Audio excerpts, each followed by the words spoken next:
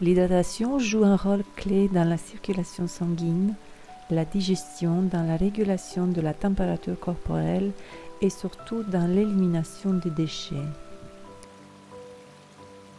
Boire régulièrement tout au long de la journée, donc plusieurs prises dans de petites quantités, est préférable que boire de grandes quantités d'eau en une seule fois.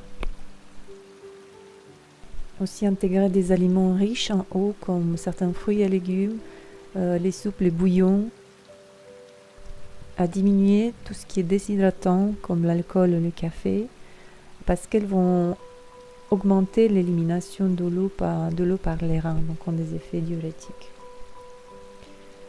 Pour une bonne hydratation, c'est intéressant d'intégrer des électrolytes.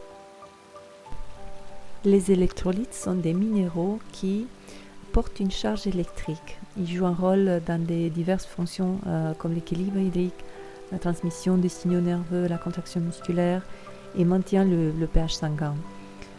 Et les principaux sont le sodium, le potassium et le calcium, magnésium. Et on peut se faire aussi des boissons maison, comme par exemple mettre du citron, mettre de l'orange dans un verre d'eau, ou du sel, au cas où on n'a pas des problèmes rénaux ou des problèmes avec l'hypertension. Comme signe d'une déshydratation, on peut avoir la bouche sèche, peut y avoir de la fatigue, des maux de tête, l'urine foncée.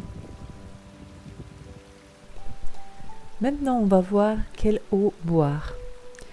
L'eau de source contient naturellement des minéraux puisque l'eau voyage dans les profondeurs et donc elle se charge, avant de remonter à la surface, elle se charge des minéraux.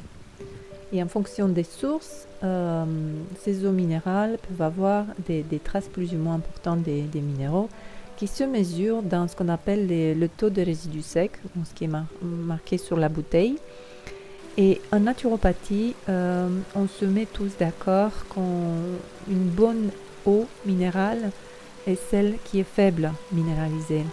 Donc ce taux de résidus secs doit se situer en dessous de 150. Moi, je recommande même en dessous de 50 ou 60. Et la raison, c'est que ces minéraux qui se trouvent dans les eaux minérales sont inorganiques. Donc, elles ne peuvent pas, dans l'état, être assimilées. Elles ne sont pas biodisponibles. Elles ne peuvent pas être assimilées et utilisées par le corps. Donc, la forme inorganique et la forme organique. Il n'y a que les plantes qui peuvent transformer ces minéraux. Donc, pour nous, ce qui est bon, c'est une eau peu minéralisée et l'eau qui se trouve dans les végétaux, qui est biodisponible pour nous. Qu'est-ce qui se passe avec une eau qui a une concentration forte de minéraux inorganiques? Cela va fatiguer les reins, ça va entraîner des dépôts, des calcifications. Et ce qui hydrate le plus, ce sont les jus de légumes. Donc il y a l'eau qui se trouve dans les végétaux.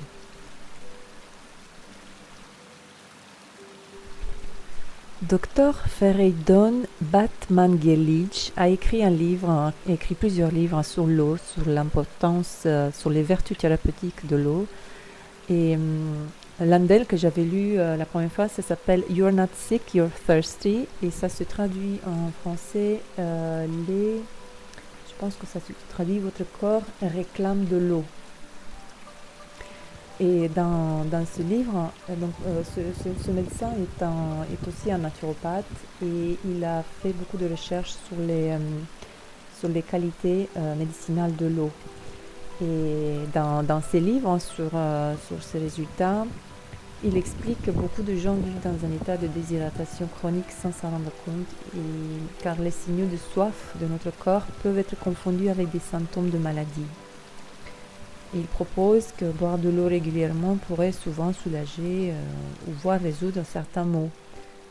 Il estime qu'une grande part des douleurs, de la fatigue, des troubles digestifs ou d'autres maladies sont des signes que le corps manque d'eau.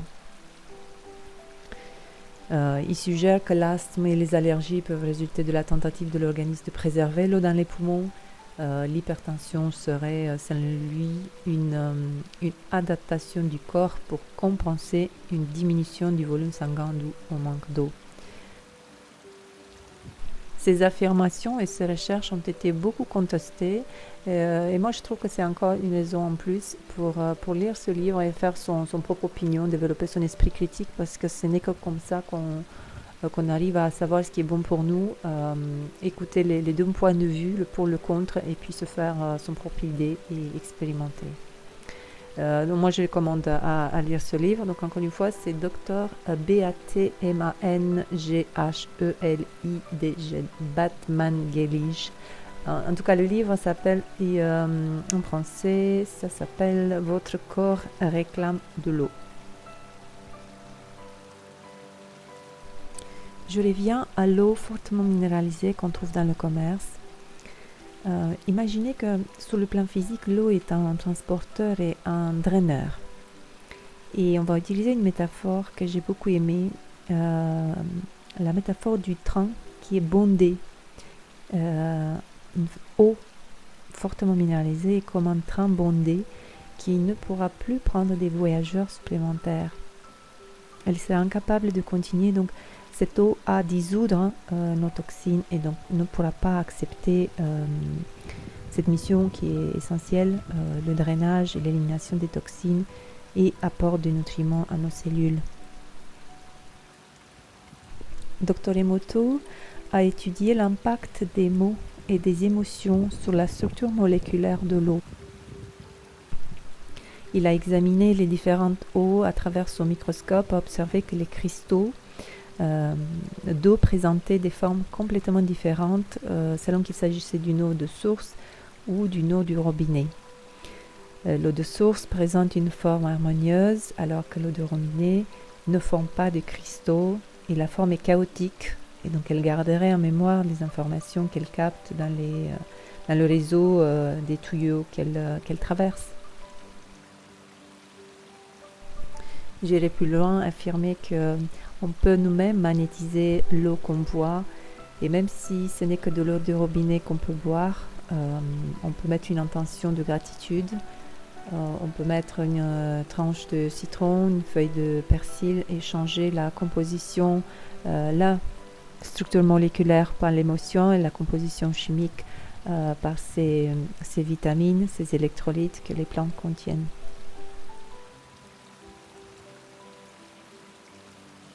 Merci pour votre écoute. Bonne semaine et à bientôt.